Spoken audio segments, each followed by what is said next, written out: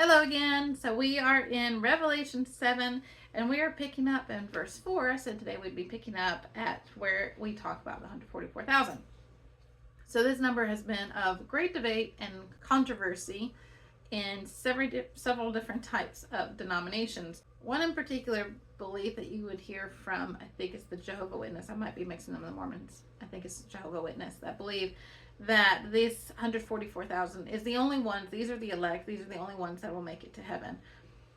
Well, that's a really small number. And of course, that has been adapted and changed over time. They keep trying to fix that because back then, when it first was created, it kind of made sense. They weren't used to that many people. But now it doesn't make sense. Of course, there's more than 144,000 that are Christians or that would serve God. So that doesn't quite make sense, but they've been trying to fix it for years. That's clearly not what the scripture is saying. This has to do with the end. We already know that a ton of the world has been taken out. So this is another point in time. If it goes according to chronological, these have to be sealed. There's a number that is to be sealed before the seventh can be opened. The seventh seal is open up, and these will be protected. So let's take a look at what he's saying. Again, this is during the time of Christ's return. This is not before. All of those have gone before us who have already been saved, taken up during the catching away of his bride. This is after that. Okay, so there's a list of the tribes, and each one of these has 12,000 from each of the tribes. From the tribe of Judah, 12,000 were sealed. Now, interesting here that Judah is listed first. Normally Reuben is, because Reuben was the oldest. Here Judah is listed first because this is Jesus's tribe. This is the tribe from which he came from, the Lion of Judah. He is the firstborn from the dead. We talked about this way back, but Jesus was the first one to be raised from the dead in a glorified body. Not just raised from the dead, because he raised several from the dead in his ministry, Lazarus being one of those, but he would be the first to be raised from the dead in a glorified body. So he is from the tribe of Judah, the Lion of Judah, the first of those who would have a glorified body. And so, of course, then we see that this tribe is listed first. The tribe of Judah, 12,000 were sealed. From the tribe of Reuben, 12,000. From the tribe of Gad, 12,000. From the tribe of Asher, 12,000. From the tribe of Naphtali, 12,000. From the tribe of Manasseh, 12,000, excuse me. But remember, Manasseh and Ephraim were both Joseph's sons. So they were given half, it's like half numbers. You had Manasseh and you had Ephraim that made a whole. But in this listing here, we don't see Ephraim, we see Manasseh, and we see Joseph. Because Ephraim rebelled. And you can see Genesis 49 if you want to go back and look at that story. But Ephraim is not included in this count because of that rebellion.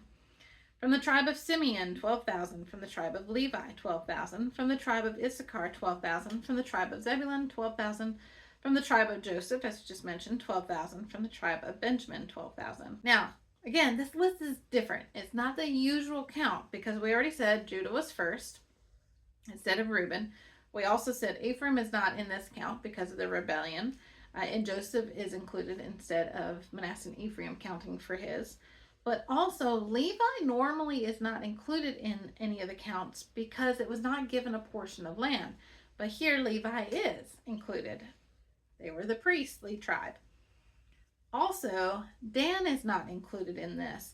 Many believe Dan is not included because of his role in the apostate worship in northern Israel, which is found in 2 Kings 12, 29 through 30. We can look at that real quick. I actually said 2 Kings, I meant 1 Kings. 1 Kings 12, and let's back up a little bit to give a little bit more background. There was golden calves at Bethel and Dan. Then Jeroboam fortified Shechem, this is in verse 25, in the hill country of Ephraim and lived there. From there he went out and built up Peniel. Jeroboam thought to himself, the kingdom will now likely revert to the house of David. If these people go up to offer sacrifices at the temple of the Lord in Jerusalem, they will again give their allegiance to their Lord, Rehoboam, king of Judah. They will kill me and return to King Rehoboam. After seeking advice, the king made 2 golden calves, idols. He said to the people, it is too much for you to go up to Jerusalem.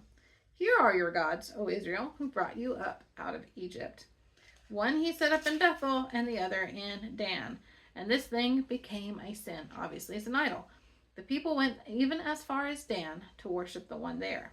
So, this is why many believe that Dan is not included either in this list because of that apostate worship. But it's another mystery. There's also speculation that this is where the Antichrist comes from, is from the tribe of Dan.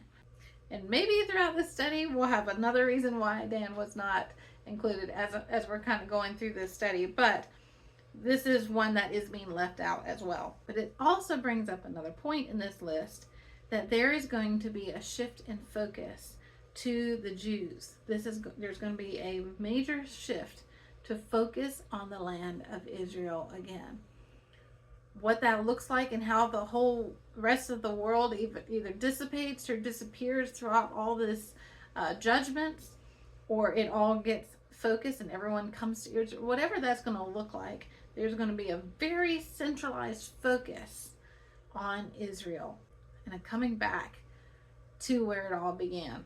And you can see that with these being sealed from the tribes of Israel. All right, so we will pick up in verse 9 tomorrow.